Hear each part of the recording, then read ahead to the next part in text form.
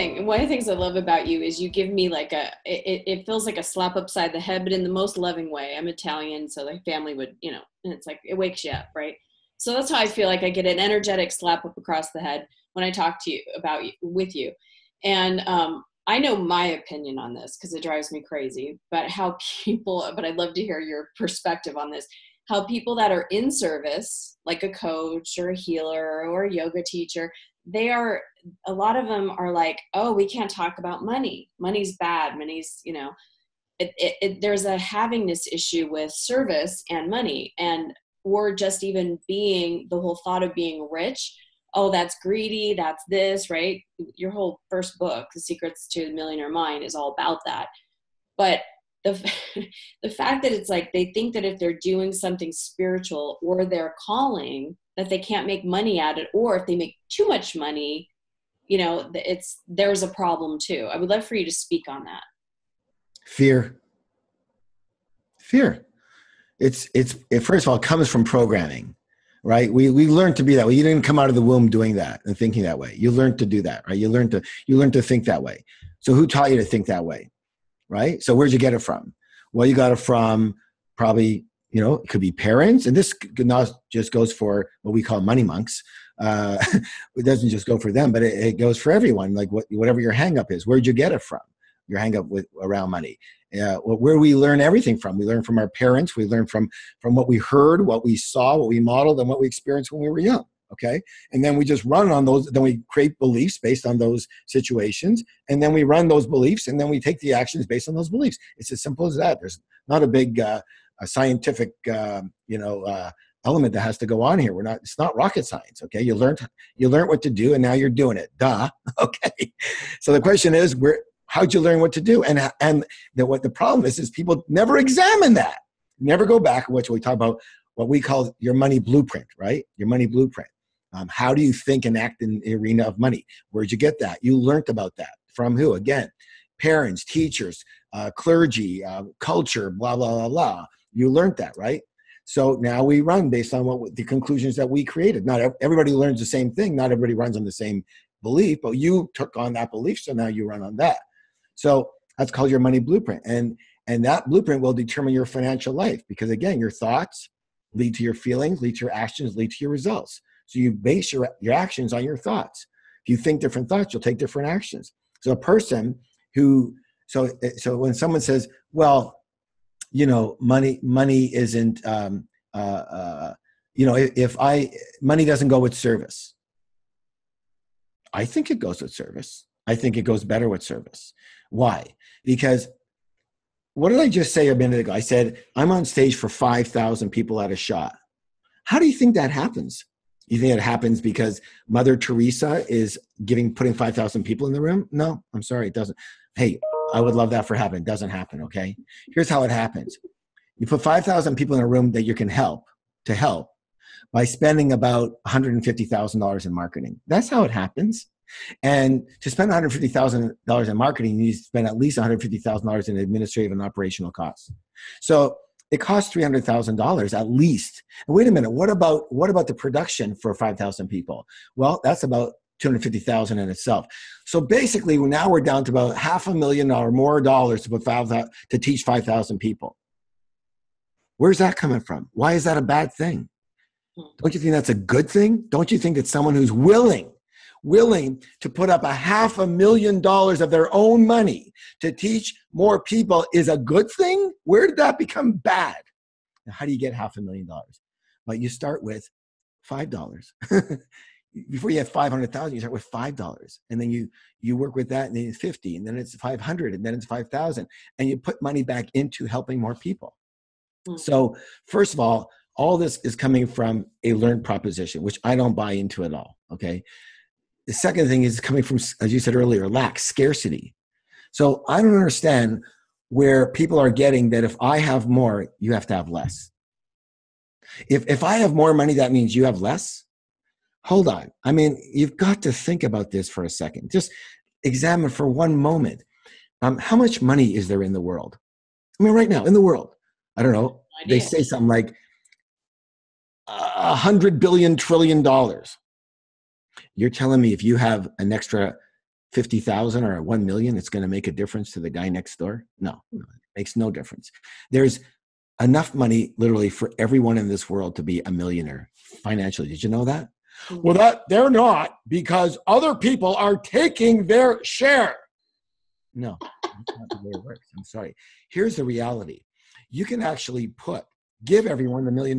Give them all. Divide it up. Take away everyone's money that they have over $1 million and just divide it all up to everybody in the world. And you know what? In 5 years, it's all going to be back in the same hands that it was. Why? Because those people think differently than the people who go broke. That's why. They think differently, they act differently. And the people who earn money or made money or accumulated money have different thoughts. And most of those thoughts are good thoughts about money. Now, people go, you know what? Money corrupts people. Really? I love when people put up their hand and go that in my room. Money corrupts people? Okay. Let's just handle this for 1 second. Because a lot of people that you are attracting, the people that have these issues, and I got it, and they make sense, but they only make sense to them. They only make sense to you. In the real world, just think about it. There's enough money for everybody. So why, if I have an extra 100,000, to make a difference? And what did we just say earlier? Money corrupts people. Okay, money is like literally paper and coins, right? So does that, like, if I take a piece of paper, does that corrupt me? No, it doesn't corrupt me. Okay, but here's a question. So they say, well, money, rich people are bad. Okay. Is it true that some rich people are bad? Yes. I would say yes. Okay. Another question. Is it true that some middle-class people are quote unquote bad? Yeah, exactly. Is it true that some poor people are quote unquote bad? Yeah. Okay, what does that have to do with money? Rich people are bad, poor people are bad, middle-class people are bad. They all some bad and there's good. What does that have to do with money? Not the money, it's the person. So that brings us down to this point. So you believe that money corrupts people. But that's not true or false. But the question is, will money corrupt you? That's why you don't want to have the money, right? Because you're going to get corrupted, really? Really? So, okay, so you, your accountant calls you up and says, you know what, Christy, you have become I just looked at your net worth statement. Congratulations, you are now a millionaire. You go, oh no. Now I'm a bad person. See, yesterday, when I didn't know about that, I was a good person. And when I had 900,000 net worth, I was a good person. But now I'm a millionaire, I'm a bad person. You're a bad person now. So all of a sudden, you say, well, so I have a question for you. Will a million, will 100,000, how much money will make you a bad person? Because you're a good person now. Everyone on your list, everyone who's listening to us, I know for sure is a good person. They would never be listening to you if they weren't a good person. Like attracts like. We know that, right? So they're a good person. They just don't want to be a bad person, right? So I have a question for everyone watching, listening. What will it take? How much money will it take for you to go from a good person to a bad person? Give me a number. Is it 100,000? No, I'm not going to become a bad person with 100,000. Oh, right. It's not enough. $1 million. You get $1 million. All of a sudden, you become a bad person. No, it's ridiculous. Right. It's not enough. Somehow you win the lottery, you win $10 million. Or you sell your business, you get $10 million. You're going to be a bad person now, right? Go, Harv, this is ridiculous. I'm never going to be a bad person. Why? Because I'm a good person. Duh. Yeah. That all other stuff is complete BS. You bought it, okay? Let it go. It's not true. Money is a reward. It's a reward for solving people's problems. Is there something wrong with that? The more people you help, the more money you earn if you structure it properly. You say, well, I don't want to rip people off. Then don't rip people off. Why would you? Other people rip people off. They're not you. You just show them a model of how you do business in a way that supports people, supports the environment, supports the planet, supports the world, supports yourself. A way that can be win-win-win for everybody. Maybe you can do that for yourself, and maybe you can show everybody else how to do it. Maybe you can teach it. Hello. I just love you. You're such a great example of what like a spiritual warrior man is, because you're very masculine man, not wimpy kind of man, and yet you have that connection and that heart and the wisdom and all of it. So I'm appreciative because you show other men that are out there a great example of how to be, how to balance both the yin and the yang, or yin and yang, however you say it. So thank you. Well, yeah, I appreciate that. I'm just, I'm just going to be me, because I know that even saying certain things, and I'm not holding off. It's just a question of time. I could say things about the church right now that would just blow people's minds. Not in a negative way, just in a way that understand, huh? Reframing. Yeah, understanding, what it is, that why they learned what they learned, and it's not a bad thing, the reason when the church says, basically, quote unquote, or puts the message out, or that you get the message that somehow money and spirituality don't mix. Okay. It's not that money's a bad thing. It's that they didn't want the clergy. They didn't want the nuns. They didn't want the priests. They didn't want those people to be distracted. That's all. I mean, they just want if you're going to be a landscaper, a person, like there's a landscaper in my yard right now, and he's mowing the lawn. Okay, I don't want him distracted. I don't want him like now going on his phone and doing the stock market. So I say, hey, if I'm paying you by the hour, please don't go on your phone and do the stock market right now. I'm paying you to do this. All right. Well, it's kind of the same thing. It's like, so those people, not only did they not want that, they didn't want to be distracted. They were pure. So anything, it wasn't about money. It was anything else that took them out of their practice would be a distraction. And therefore, let's not do that. You know that money's a bad thing. So money became a bad thing if it distracted them, if they became corrupted because of it. But if they were a good person, they wouldn't be corrupted to begin with. And they would only be corrupted if they did that in order to get something for themselves to begin with. If they were pure of heart, they wouldn't be corrupted. So there was a reason for all that. And when I go to Europe, it's very funny. In Europe, it's easy because people. I go, do you not like, there'll be like in thousands of people in the room in Spain or in Italy or whatever. I go, do you know why most people here are broke? I go, it's because you've been brainwashed to be broke. You've been brainwashed to be poor. How? No, that's ridiculous. No, you've been brainwashed that it's good to be poor. Right? There's something noble about it. Noble about it. Okay, why would that be? All right. So here we are in the early years, medieval times, even before that, and there's kings and queens, and the way it was there were people who were leaders, and there were pockets of money and power and royalty. They became royalty, right? And that was it. We're not going to change the way that was. It was. Okay, maybe now it's a little different, but still the same thing. People are in power. So the question is, how did they keep their power? Well, they kept their power by what? Well, if other people would get a lot of money and rich, then they could usurp their power. They could challenge their power. So how did they keep them broke? Well, they could kill them, and they could tax them, and they could take all their money away. Or they were really smart. And what they said was, money's bad. You don't want this stuff. Yuck. Ooh, terrible. Look how miserable I am.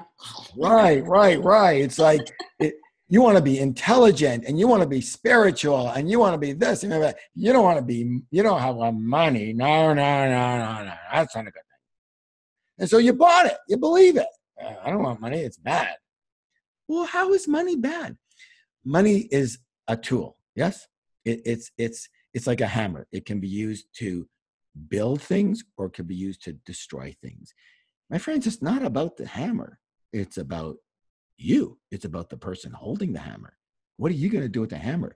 Maybe, like a lot of my students who believe this, what I try to reframe them with is to say, why do you want money? What's your purpose for money? And that's very important. Well, most people have it, well, so I can go on vacation, so I can buy this house, so I can send my kids to school, great. But other people, that just doesn't resonate with them. And what they really want to do is they want to help. They not only want to help from the standpoint of helping people with their product or service, but they want to help in the world. They want to build wellness centers. They want to build spiritual centers. They want to contribute to people. They want to help people in need. They want put money to schools. They want to cancer research, to organizations that help these people. Well, you know what? I got news for you. I didn't make the rules, but All those things take money. They all do. I'm sorry. I wish they didn't take any money. I wish that when an earthquake happened in Haiti and they needed relief, that, you know, blankets and medicine and food and all that was all free. I don't know why it's not free. It's just not free. Someone pays for it. Everyone should just donate it. Well, they try to, but how can you donate something you don't have? Like money. And you know what? Money's a good thing to donate, because a lot of times it's money that will buy everything else. I'm just going to say this quickly. I was in India teaching about 6 years ago, and we were in Nepal, and we had a tour guide, nicest guy, just a family guy. He had 2 beautiful kids, a wife, didn't have a lot, but started a little business as a tour guide. So Integris. I'm not going to get into the whole story of what he did and everything. He just went over and above. He would come to dinner with us just to make sure we ordered the right stuff. And then he would sit there and he would not eat. And I would say, you have to eat. No, I'm going to go home with my family and eat. He'd sit there for an hour and a half and not eat. Okay. Even though this was food he would never even see in his life. Okay. Wow. And when we came back about 6 months later, there was an earthquake in Nepal, if we all recall. And he, about a week after that, not even a week, I got an email from him, and I only had one email before, just checking up on me, are you okay, and everything like that. It was, and just, you know, letting me know that he was okay.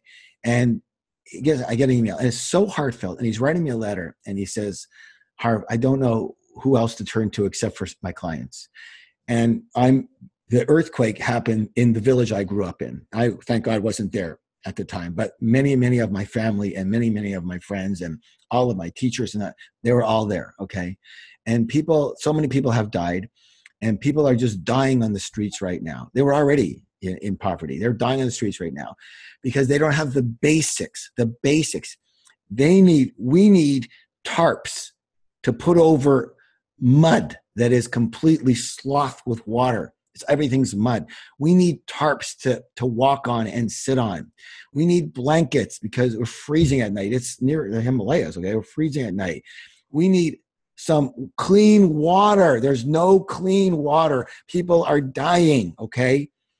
And I have a truck. Right now, nothing's going in because it's political. Who should do it? Which organization?